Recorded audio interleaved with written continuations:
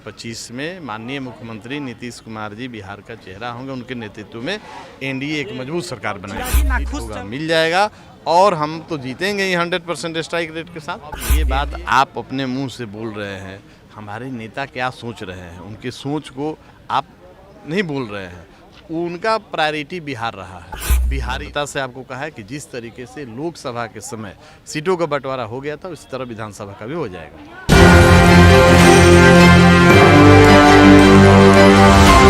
नमस्कार, एक न्यूज़ 24 देख रहे हैं यहाँ पर। मैं हूँ आपके साथ साहिल और हमारे साथ मौजूद हैं उल्लास पांडे जी। लगातार बिहार की राजनीति में चर्चा हो रही है कि बिहार का युवा गया है जाग, अब चिराग, अब चिराग।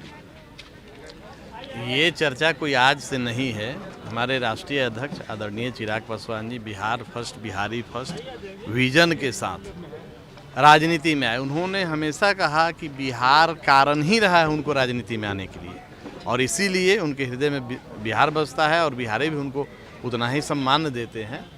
तो आगामी 2025 का चुनाव एनडीए गठबंधन में माननीय मुख्यमंत्री नीतीश जी के नेतृत्व में चुनाव लड़ेंगे हम लोग, और 225 सीटों पर जीतकर एनडीए की एक मजबूत सरकार बनाएंगे। चिराग पासवान जी की भी चर्चा हो रही है कि बिहार की तरफ रुख करेंगे चिराग जी। तो बिहार में तो आते ही रहते हैं। हम बिहार के वो सांसद हैं, माननीय सांसद हाजीपुर से हैं, तो बिहार में ही है। माननीय सांसद, माननीय विधायक की ओर बढ़ रहे हैं क्या? नहीं, आप लोग बातों को तोड़ मड़ोड़ कर जो रखते हैं। सीधा संवाद में हमारे राष्ट्रीय अध्यक्ष जी ने हमेशा कहा है कि 2025 में माननीय मुख्यमंत्री नीतीश कुमार जी बिहार का चेहरा होंगे। उनके नेतृत्व में एनडीए एक मजबूत सरकार बनाएगी। जी नाखुश चल रहे हैं एनडीए से, सीटों की चर्चा हो रही है उसको लेकर के। हाँ, ऐसा हम तो कभी नहीं देखे हैं।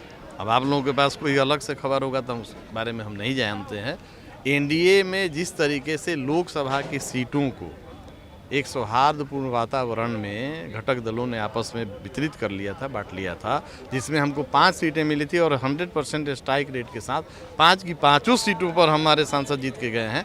उसी तरीके से उसी वातावरण में फिर से एनडीए में सभी घटक दलों का अपना जो सीट होगा मिल जाएगा और हम तो जीतेंगे ही 100% स्ट्राइक रेट के साथ। एनडीए के सभी जो हमारे घटक के जो प्रत्याशी होंगे उनको भी जिताने में हमारी पार्टी की एक कार्यकर्ता। जिस प्रकार से आपने कहा कि हमारा 100% का आंकड़ा है जीत का, तो चिराग जी कहेंगे ही कि जब हमारी जो मंशा है, जितनी वो सीटों की मांग करते हैं कि हर जिला में हमें एक सीट दे दीजिए, हमारा 100% का स्ट्राइक रेट है, तो कहीं ना कहीं उनकी उस प्रकार से जो है। अच्छा, अब ये बात आप अपने मुंह से बोल रहे हैं, हमारे नेता क्या सोच रहे हैं, उनके सोच को आप नहीं बोल रहे हैं।